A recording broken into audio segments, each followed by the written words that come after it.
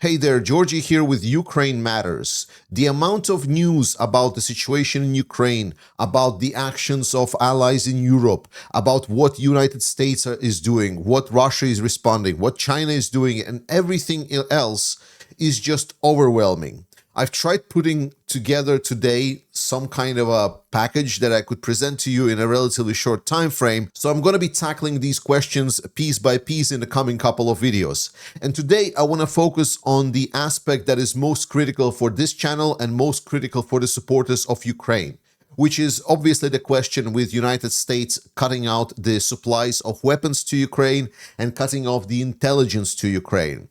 And instead of listening to me, you will be listening to the people that are actually in the know, the Ukrainians. I will be reading you some of the big messages that Ukrainians have been posting up to describe the current situation on the front line and what is the role of the US in all of that. And then we will kind of make some kind of judgments at the end, and I will hope you will agree with me on those. The first message I want to read you is from the Ukrainian fighter by the name of Yegor Firsov. And he was a Ukrainian MP that decided to go fight on the front lines. And here is what he has to say. A US journalist once visited us and asked, "What weapons do you have that you can praise?" I scratched my head. I didn't want to offend him, but in my brigade, which, mind you, has been holding the first line of the most difficult front for 3 years, the only American equipment we had was Starlink. There are many outdated perceptions, even among politicians, about what's actually happening on the battlefield. The situation changes rapidly, and what was once considered the god of war may no longer hold a top spot in today's military pantheon. So to understand the impact of the potential halt in US aid, let's analyze where we are truly dependent on the United States today. Number one, the most critical factor isn't even weapons, it's communication, Starlink. If Starlink goes down, problems will begin immediately. Infantry at strongholds, recon units, drone crews, artillery brigades, and battalion headquarters, all of them rely on Starlink. With WhatsApp, we can easily call almost any frontline position and talk via video with a soldier. After destroying a target with an FPV drone, we instantly send the footage to the HQ, giving commanders a real-time picture of the battlefield. If Starlink is shut down, disorganization could begin within the first hour. Some drones that depend on satellite links may stop working entirely. But will the Starlink be shut down? Honestly, I don't think so. That would be more than just halting aid. It would be an openly hostile act that directly benefits Russia. I doubt the new US administration would dare to be so openly hostile towards Ukraine. But we must be prepared. We should have started working on alternatives yesterday. For example, the enemy has already developed an alternative. Wi-Fi brigades, a wide area Wi-Fi network that provides battlefield internet access. We still have time, no need to panic, but we must use this time wisely. Problems could hit us unexpectedly. An important note is that this message has been written before United States have shut down aid to Ukraine and intelligence to Ukraine. Second, air defense. Our second major dependence on the United States, we urgently need alternatives for the Patriot systems. Patriot missiles. Without them, Ukrainian cities will be defenseless. This should be one of the top priorities in negotiations with Europe. Number three, the drone war. Our strength this war is called the first drone war for a reason. The majority of strikes are carried out by drones. And here's the key fact. Most of these drones do not come from the United States. Initially, drones were Chinese. Now we have FPV drones that are almost entirely, including the components, made in Ukraine. Around 80% of all battlefield strikes are now carried out by drones. Number four, artillery. Artillery usage has dropped 10 times since 2022. Even the enemy is firing far less than before. Artillery systems are worn out, shell stocks have shrunk significantly, accuracy has declined, and artillery is now used sparingly, primarily for key precision tasks, providing backup when drones are ineffective, for example, in bad weather. Number 5, the shadow military industrial complex. Our hidden strength. We now have an underground production network for drone munitions. Thousands of basements and rural homes are producing various types of explosives. Old Soviet mines are dismantled and their explosives are processed. Everything from high explosives to thermobaric charges are being made. This is, of course, a simplified description, but in reality, we have created an entire self-sustaining munitions industry for drones. It is this combination of shadow and official military production that has provided us with the munitions responsible for 80% of enemy losses in the past year. 6. HIMARS and M777. HIMARS and M777 howitzers are no longer the dominant force on the battlefield. The drones are. They are the king. Even HIMARS' effectiveness has dropped. The enemy has developed spoofing capabilities. They can alter our missiles' coordinates. Missiles still land, but not on target. HIMARS should have been used aggressively in the first year of war, but at that time, ammo supply was restricted and a huge opportunity was lost. Number 7, javelins. Important? Yes, but no longer decisive. Javelins saved us in the first months. But now, it's a big question mark. They're barely used. If a few javelin kills happen per month across the entire front, that's considered good. Meanwhile, drones are scoring 10,000 plus confirmed kills per month. Number 8, Pentagon intelligence.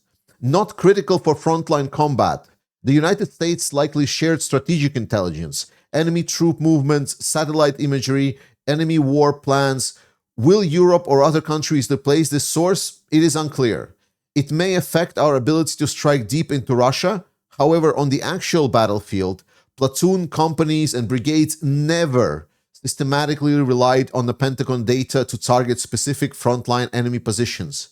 At most, it was used for rare high-level special operations. Number 9, war is fast and fluid. Intel data expires quickly. A tank fires, then immediately moves, even erasing its tracks before hiding. By the time strategic intel is relayed, the battlefield has already changed. Thus, a halt in US intelligence sharing won't impact direct battlefield performance. Number 10, our biggest concern is infantry problems. Not US aid. The biggest long-term threat isn't even the loss of that aid. It's our infantry situation. But that's our internal challenge to solve. And final thoughts. If America leaves, we will endure. The United States funds many other programs, training, non-military initiatives, influence over other institutions that fund us. But if we're talking about immediate battlefield critical need, then the most crucial US aid is Starlink and Patriot. HIMARS, javelins, and other Western weapons are no longer dominant. Drones are the future and they are ours. I'm not saying we can fight Russia without any outside help. Strength comes from unity. But if we are abandoned or if Trump administration pressures Ukraine, know this. We, the Ukrainian people, have come a long way. Militarily, we have become far less dependent on partners. Our best allies today are our drones and the brilliant minds and hands that build them. And those allies will never betray us. Will it be harder without the United States? Yes, sometimes much harder. The war won't end in 24 hours. Ukraine will pay higher price for European peace. But that will be unconscious of certain politicians, not the American people. But we will endure if we stand together like in the first days. Then I want to read you a message from the military Telegram channel. Their post is titled American Aid, Abrams Tanks, and Why None of This is Critical for the Front Line. Have you heard anything recently about the once hyped tanks that turned out to be useless scrap metal like Abrams? Or maybe you've heard about something other unmatched, in quotes, American weapons? Aside from the Bradley, which has indeed performed excellently in the hands of Ukrainian soldiers, but have you heard anything about drones lately? Question mark? Yes, because they are the main striking force of Ukraine's defense forces. And this is one area where the Americans have no influence whatsoever. Over the course of the war, Ukraine has not only ramped up drone production, but has also minimized dependence on external supplies, which is an absolutely fantastic achievement. The only thing we really need from the Americans, question mark, Patriot systems and missiles for them. I'm not saying we don't need American weapons, because there's never enough weapons, but I'm certain that without them, the front line won't collapse. At worst, throughout the entire war, we have adapted. And finally, here's a message from Bogdan Miroshnikov, where he looks at the situation already after the news about US cutting the aid in intelligence to Ukraine, and he tells us what it means. The US has not only halted aid, but also stopped intelligence sharing, and even banned the United Kingdom from doing so. Though there are nuances. The intelligence refers primarily to access to satellite data and early warnings about ballistic missile launches. It also includes alerts about potential missile strikes from strategic aviation.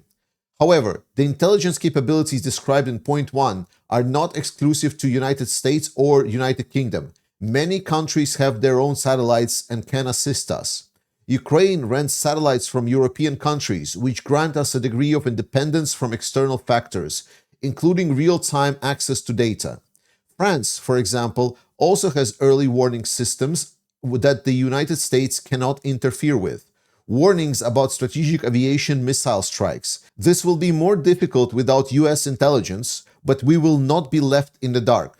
Work in this direction has been ongoing for more than 1.5 years. Remember in 2022, when we had the chance to strike the command post where Gerasimov was? There was this event when Gerasimov came to the front line and then his command post supposedly got struck. The Americans actually forbade us from doing it. Where did we get the data from, do you think?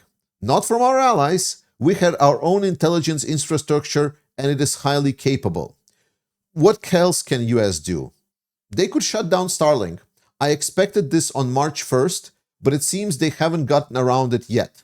We have contingency plans for this scenario, and they are already being implemented, regardless of the situation.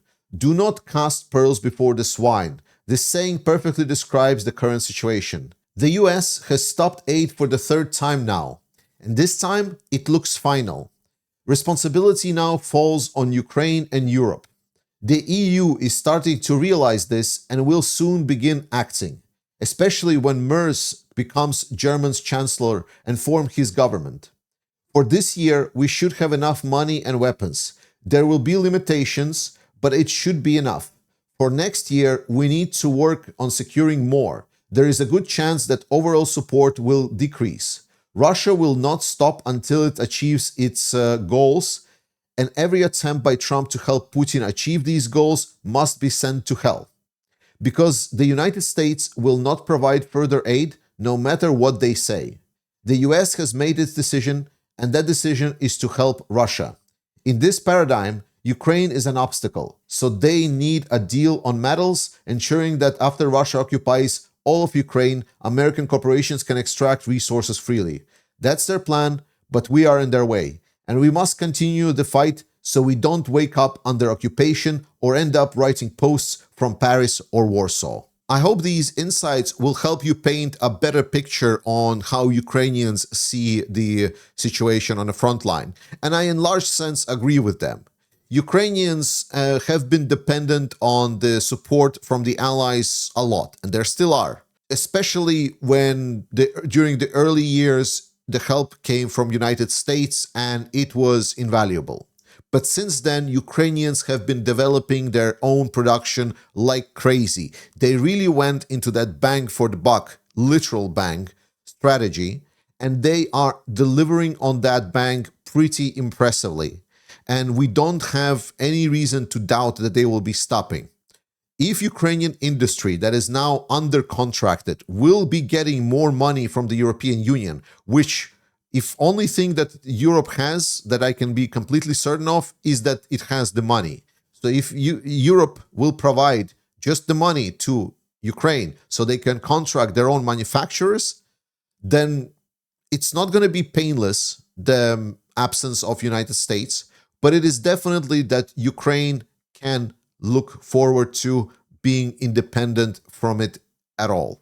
And besides that, I'm expecting politicians to still try to appeal to certain points of Trump and try to make some kind of a negotiated solution with him, though I don't really count on it that much anymore.